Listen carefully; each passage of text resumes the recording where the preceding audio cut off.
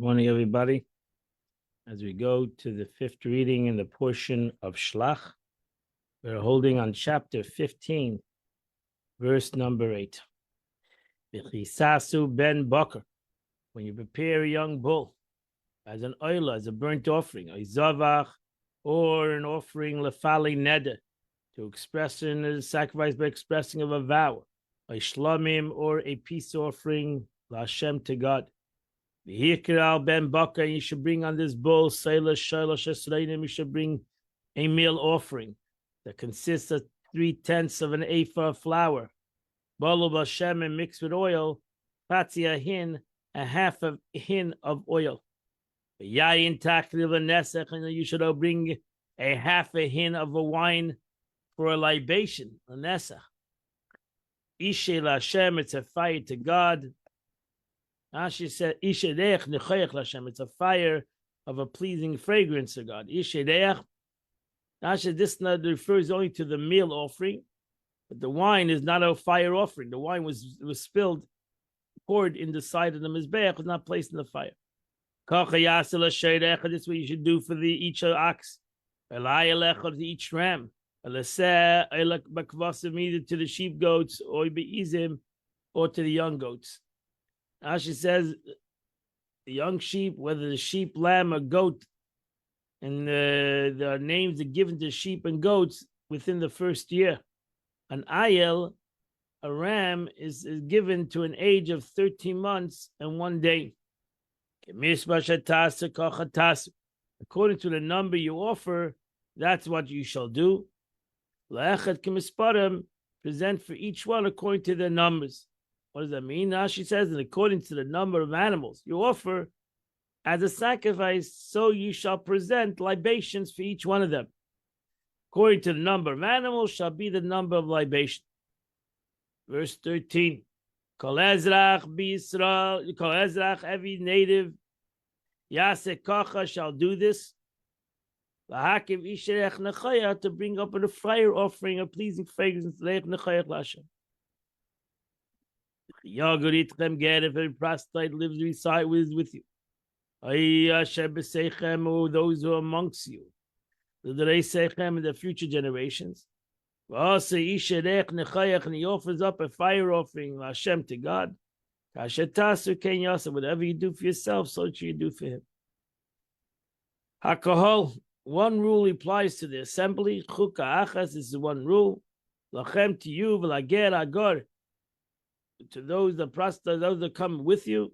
Chukas Eilam, it's an everlasting law. L'dereisechem, to your generations.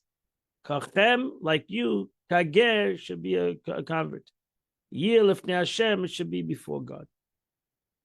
Now it says, like you, like the proselyte, just like you, so is the ger. This is the style of the Hebrew language, like a garden of the Lord, like the land of Egypt. Meaning that the land of Egypt is like the garden of the Lord. Like me, like you, like my people, like your people. Meaning that I am you, and your people are like my people. The expression, the way the Torah, the words, Torah achas, there's one law. Mishpat echad, there's one ordinance. Yir lachem, should be to you. V'lager agar itchem, but to the ger that lives with you. And that completes the Chumash for today. We now go to the Tanya today. We continue in the chapter of 7 of Tanya. Alter Rebbe explains the Midas HaMalchus, that a melech b'lo yam, is not a king without a nation, and the further you are from the king is the greater concept of a nation.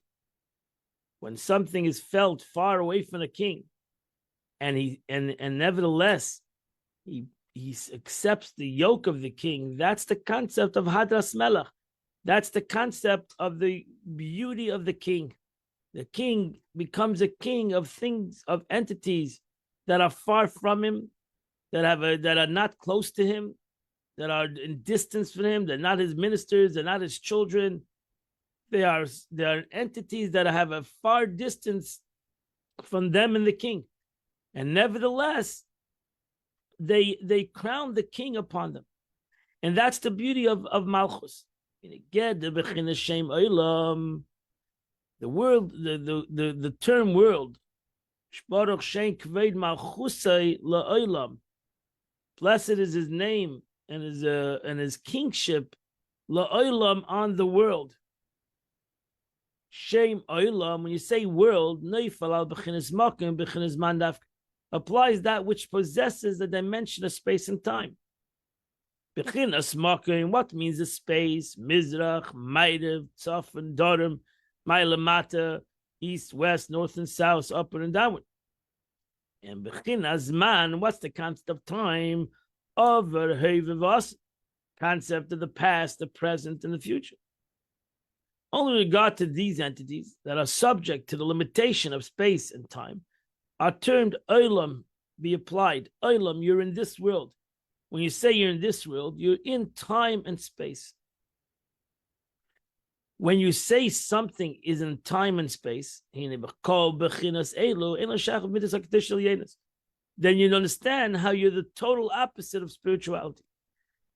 So all these dimensions, anything that's in time and space, dimension of space and time, have no relation to holy supernal attributes the world of Atzilus, because these attributes are infinite. They're above time and space. As explained earlier, the attribute of Chesed is infinite. So too, in the world of Atzilus at least, are the other attributes of the world of Atzilus. Hence, by definition, they are not at all subject to limitation of space and time. Only concerning the attribute of Malchus, even the world of Atzilus, Shaykh Leimushu is Baro Melech Lemailad Kate Lamata. So the world of Malchus, when it comes to the attribute of Malchus, it is possible to say that he's a king above without end and below without limit, and likewise in all four directions. Echad. This is the meaning God is king over all creatures, from the very high to the very low. Thus, when speaking of Malchus, it is in the order to use the terminology that has some relationship to time and space, to space, such as a higher and lower. This indicates Malchus itself has some relationship to the aspect of time and space, time at least, and then v'chein b'chinas man, so to the concept of time. Meaning that the attribute of Malchus, Baruch Shem Kavod Malchusay, which that pasuk is speaking even Malchus of the world of Atzilus, that his Malchus has, because everything comes from Malchus. Everything comes from the attribute of Malchus, kingship, because even Malchus Atzilus has within it the concept of time and space. Is some small measure related to time, and as is written, Hashem Melech, the Eibusher reigns, Hashem Malach, the Eibusher reigned, Hashem Yimlech, the Eibusher will reign. So we have over here the concept of past, present, and future. God reign is related to the present, past, and future, the dimension of time. So Melech, Hashem Malach, Hashem Yimlech. That's why we say these two expressions. That when an Eibusher comes to Sfiras HaMalchus, when godliness, Eirah and Seif comes into the spirit, into the sphere, in the attribute of kingship, that's where we have the connection of Eirah and Seif with time. That's the life force of space, and even the life force of time.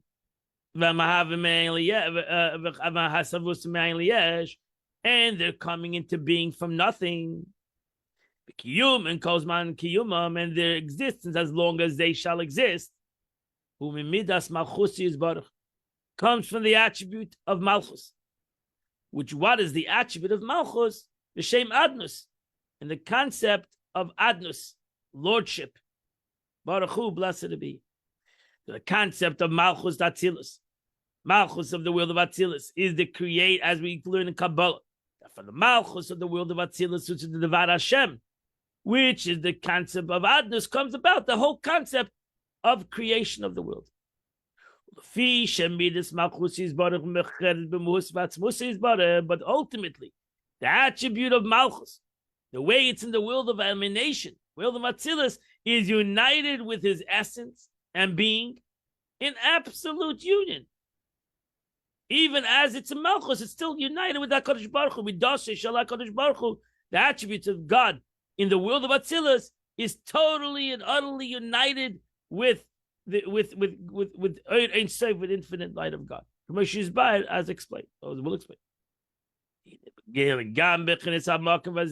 Therefore, ultimately, even what we comprehend as time and space within this world, Olam, which is the concept of time and space. So even as we comprehend time and space, so time and space is also bottled.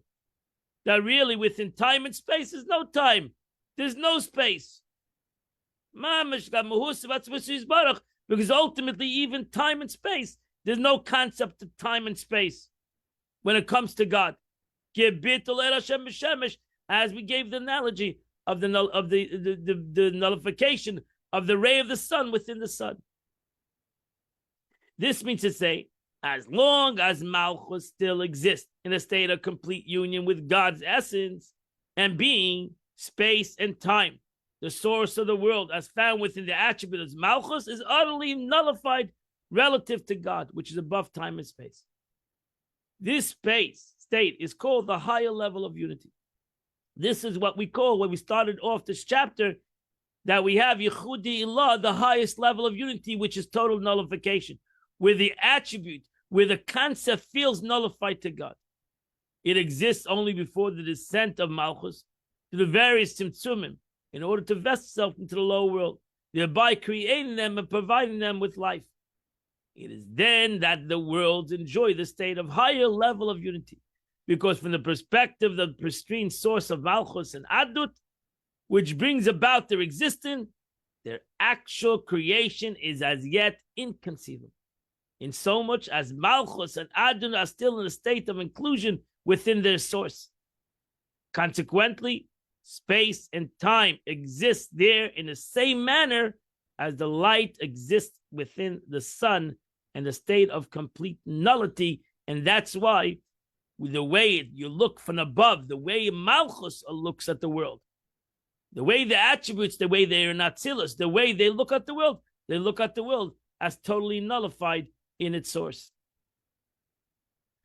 And now you understand of Shem Adam Shem Havaya. Now you understand why the Chachamim, when instead of saying the word Havaya, they said Adnus. Even L'chaira, Havaya and Adnus are two different opposites.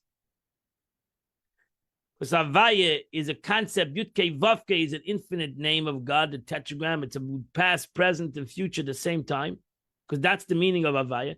And we say Adonai, which is Lord, which is Malchus. Because the way Havaya, the way Malchus is in the world, Adnus is in the world of Atzilus, it's totally united with Havaya. And that's why we put those two words together. We unite those two words as one.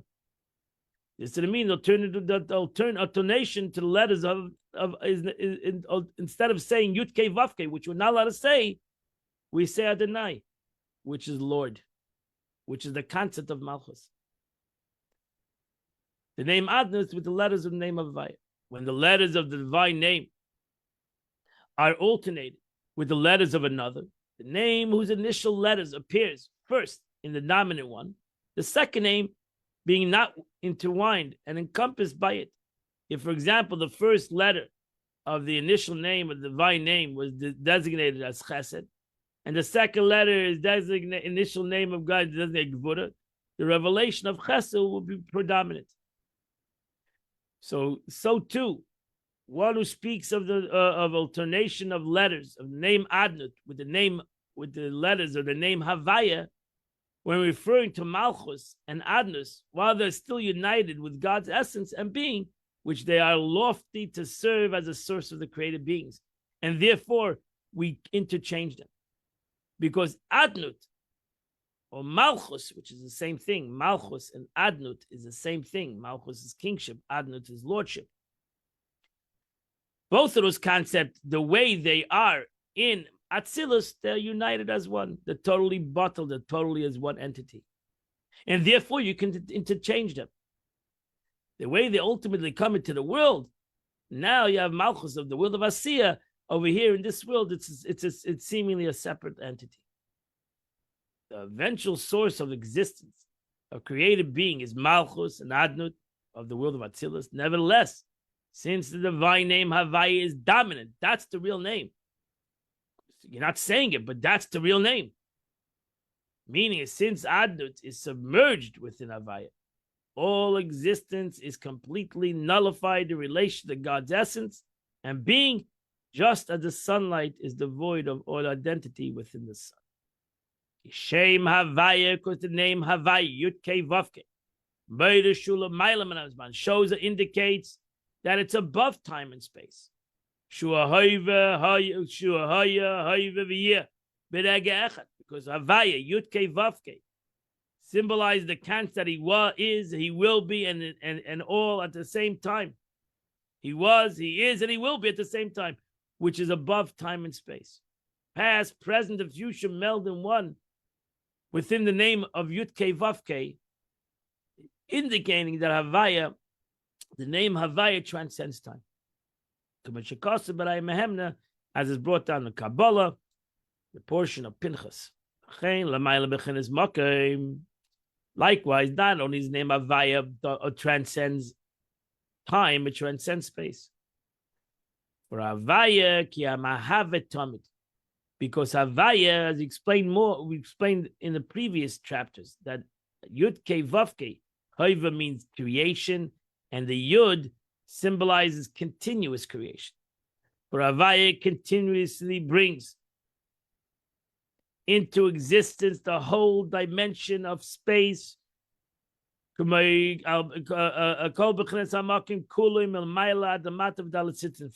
the uppermost levels of space to the lowest level of space, and all four directions at the same time, and the same space. So clearly the name of Havaya transcends time and space. Malchus and Adnus, however, do bear some relation to time and space. Nevertheless, since the letters of the name of Adnut are interspaced with the letters of the name of Havaya, the dimension of time and space are completely nullified in the relationship to God. This is the state which is called Yechudi Ilah, the higher level of unity. Yechudi Ilah, the most higher level of unity, where there everything feels as one concept, as one entity.